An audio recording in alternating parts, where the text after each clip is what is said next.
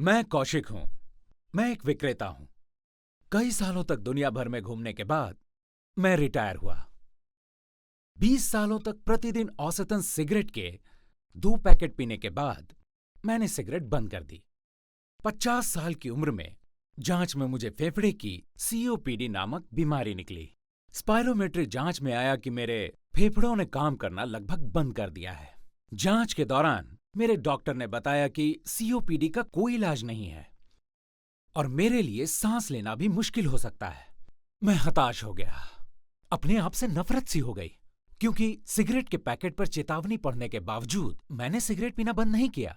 मगर फिर मैंने सोचा कि अगर दुनिया की तमाम चिंताएं मेरी स्थिति को बदल नहीं सकती, तो मुझे इसके साथ जीना सीखना चाहिए। और फिर मैंने सीओपीडी के साथ जिंदगी को एक नई नजर से देखना शुरू कर दिया। सौभाग्य से मुझे अपने परिवार का पूरा सहयोग मिला, जिन्होंने मुझे हौसला दिया और इस यात्रा में सकारात्मक रहने की प्रेरणा दी। सबसे पहले मैंने उन सभी चीजों से खुद को बचाया जो मेरे फेफड़ों को परेशान कर सकती हैं, जैसे धुआं, धूल, धूम आदि। मैंने सीओपीडी के बारे में बेहतर जानकारी जुटाने के लिए खूब पढ़ा। इससे इस रोग से जुड़े तमाम मिथकों से बाहर निकलने में मुझे मदद मिली। इसके बारे में सबसे बड़ा मिथक ये था कि इसके रोगी व्यायाम नहीं कर सकते। जब मेरे डॉक्टर ने खास तरीके से व्यायाम करने की सलाह दी, मैंने वो करनी शुरू कर दी। मैंने रोजाना 20-25 मिनट सैर करनी शुरू की और फिर इसमें कुछ रेजिस्टेंस एक्सरसाइजेस जैसे आगे जाना और घुटने खींचना शामिल किया।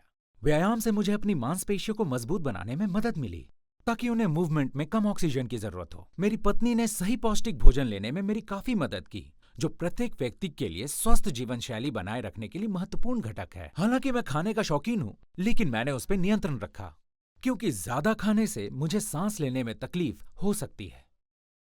मैंने चाय और कॉफी भी कम कर दी, जबकि विक्रेता होने के कारण मैं इनको काफी मात्रा में लेता था। मैंने साधारण शुगर और प्रसंस्कृत कार्बोहाइड्रेट की बजाय अधिक प्रोटीन और वसा का सेवन किया। मैं छोटा कौर लेता था ताकि खाने को धीरे धीरे चबा सकूं। मैंने इस सत्य को स्वीकार कर लिया है कि सीओपीडी मेरे साथ जीवन भर रहने वाली बीमारी है।